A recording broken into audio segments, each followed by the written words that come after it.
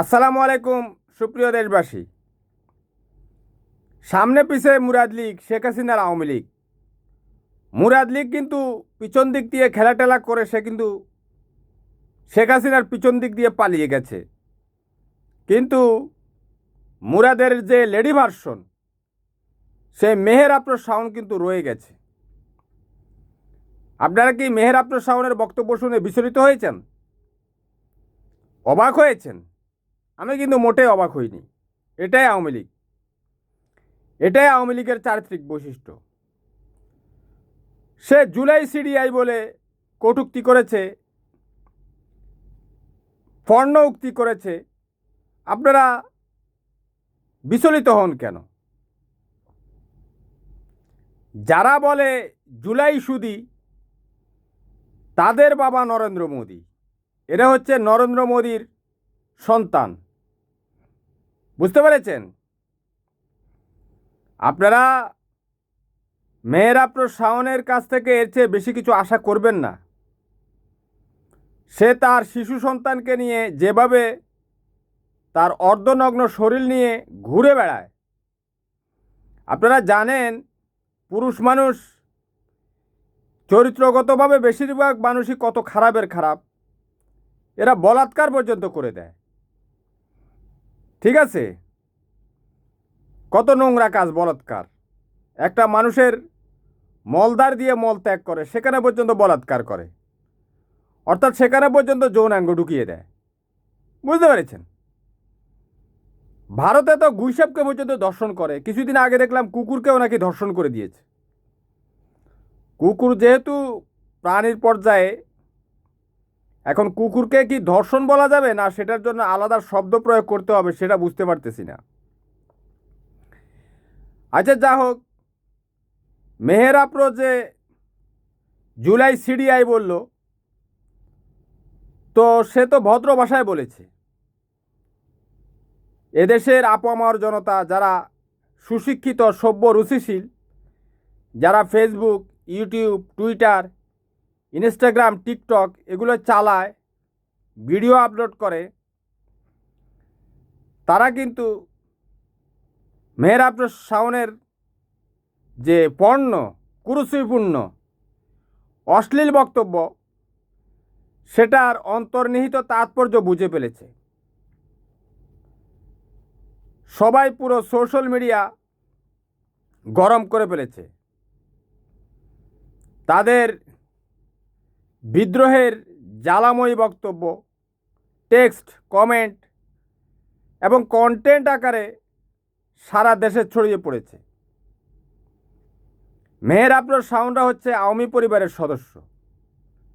তার মা আওয়ামী লীগের এমপি ছিল, আর সে শেখ হাসিনার একজন একনিষ্ঠ কর্মী, সমর্থক। তার কাছ থেকে এর চেয়ে বেশি কিছু আশা করবেন না। আওয়ামী লীগের লোক যদি আপনার রক্তে যদি সাগর হয়ে যায়, সেই সাগরে সাঁতার কেটে সে নদী পার হতে চাইবে, সাগর পার হতে চাইবে। জুলাই আগস্টে দেখেন নাই?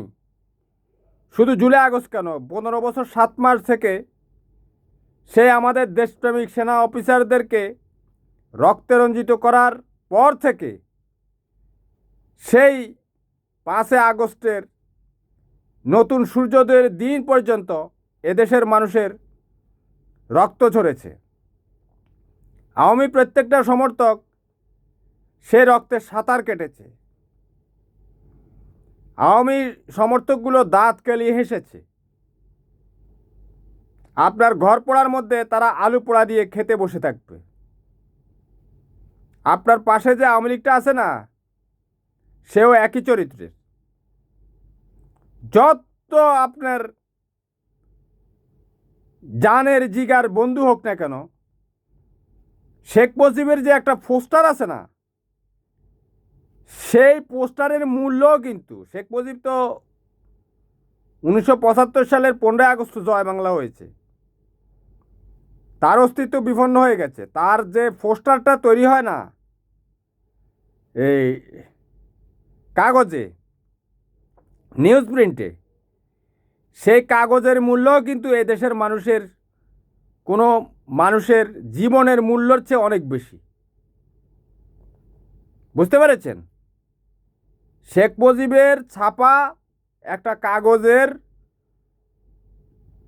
মূল্য আওয়ামী যে বিরোধী লোক তাদেরকে আওয়ামী লীগের লোকজন দিবে না। এই জিনিসটা মনে রাখবেন। বুঝতে পেরেছেন? এই যে এত দ্বিধা বিভক্তি কেন?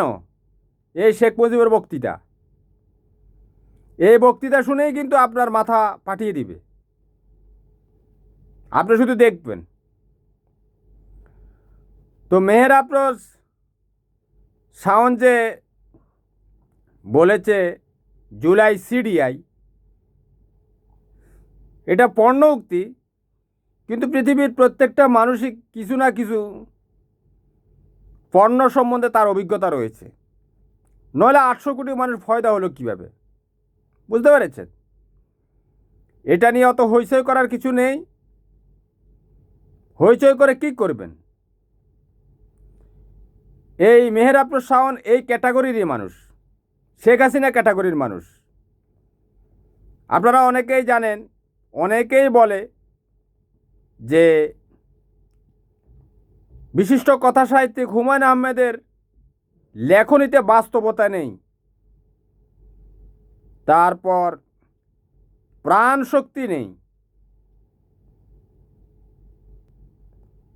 হৃদয়ঙ্গম করার তেমন কোনো বিষয় নেই, সমালোচকরা বলে আর কি। এমনি এমনি কি কথা সাহিত্যিক হুমায়ুন আহমেদ হয়েছে? হুমায়ুন আহমেদ মেহের আফরোজ শাওনকে দিয়ে একটা অভিনয় করিয়েছে, আপনাদের মনে আছে? শাওন তুমি গু খাও।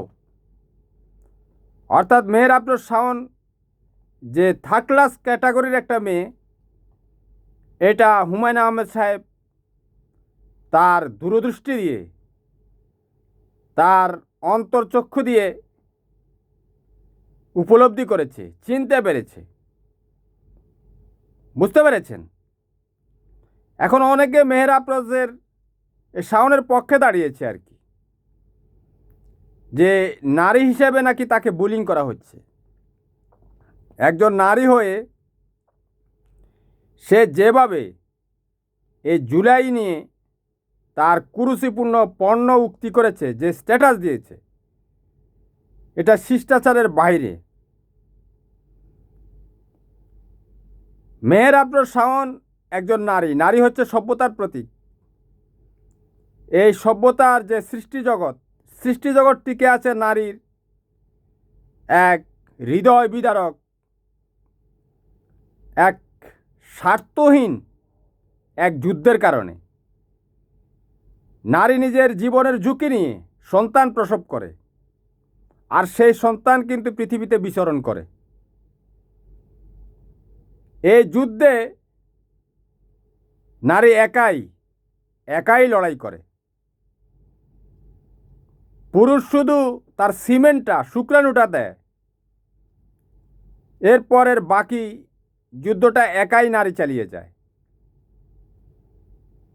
শুধু একটা শিশু সন্তানকে পৃথিবীতে ভূমিষ্ঠ করানোর জন্য, পৃথিবীর আলো দেখানোর জন্য নারী তার জীবনের ঝুঁকি নিতেও দ্বিধা করে না। এটাই নারীত্বের শ্রেষ্ঠত্ব। কত কবি সাহিত্যিক কতভাবে এটার ব্যাখ্যা করেছে। আমার অত অভিজ্ঞতা নেই, আমি পারবো না, তবে ধারণা করতে পারি। এই যুদ্ধে নারী কখনো হারেনি, সেই পৃথিবীর আদি থেকে এখন পর্যন্ত। অথচ এই নারীরূপী মেহের আফরোজ শাওন, আসলে সে নারী কিনা আমার প্রশ্ন। সন্তান প্রসব করলেই তো নারী হয় না। নারী হচ্ছে মাতৃত্ব, নারী হচ্ছে শ্রেষ্ঠত্ব, নারী হচ্ছে সভ্যতা, নারী হচ্ছে সভ্যতা বিনির্মাণ, নারী হচ্ছে মানুষকে পৃথিবীর আলো দেখানো।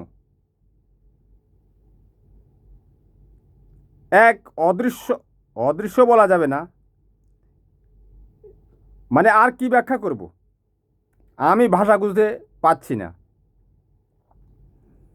এই দেশের হাজার হাজার নারীদের সন্তানরা কিন্তু সেই জুলাই আগস্ট কি, সে আমাদের 25শে ফেব্রুয়ারি 2009 সাল থেকে আমাদের দেশপ্রেমিক সেনাবাহিনী যে রক্ত দেওয়া শুরু করেছে, সেই থেকে 5 আগস্ট 2024 সালের নতুন সূর্যোদয়ের আগ পর্যন্ত এদেশের মানুষ রক্ত দিয়েছে।